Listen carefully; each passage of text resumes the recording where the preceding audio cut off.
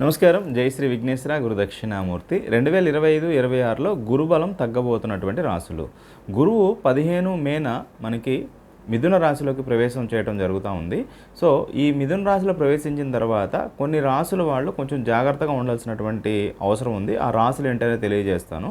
అదేవిధంగా ఈ రాశుల వాళ్ళకి అదృష్టం చేజారిపోవటము, ఆరోగ్య సమస్యలు, ముఖ్యంగా లివర్ కానీ, స్కిన్ కానీ, లేకపోతే కిడ్నీ రిలేటెడ్ సమస్యలు, ఓవర్ వెయిట్ పెరగటం కానీ, కోర్టు కేసులు, అదేవిధంగా ఎవరైతే మీకు మార్గదర్శకత్వం వహిస్తారో వాళ్ళు కొంచెం దూరం అవ్వటం, మీకు సరైనటువంటి గైడెన్స్ మీకు లేకపోవటము, ఆరోగ్య సమస్యలు, విలువైన వస్తువులు పత్రాలు చేజారిపోవటం, ఇట్లాంటి రకరకాలైనటువంటి సమస్యలు ఉండడానికి అవకాశాలు అవి కనబడుతున్నాయి.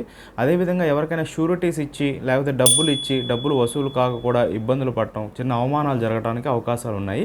సో ఆ రాశులు 3 రాశులు ఉన్నాయి. మొదటి రాశి కర్కాటక రాశి, రెండవ రాశి వృశ్చిక రాశి, అదేవిధంగా ఇప్పుడు చెప్పబోయేటటువంటి రాశి ముఖ్యంగా ఏలినాటి శని అయిపోయినప్పటికీ కూడా గురుబలం తగ్గటం వల్ల కొంత మిశ్రమ ఫలితాలు పొందబోయేటటువంటి రాశి మకర రాశి. సో ఇటువంటి విషయాల మీద మీకు ఫుల్ వీడియో కావాలనుకుంటే కమెంట్ సెక్షన్లో ఫుల్ వీడియో అని కమెంట్ పెట్టండి. తప్పకుండా రాబోయే రోజుల్లో ఫుల్ వీడియోస్ చేయడానికి ప్రయత్నం చేస్తాను. శుభం.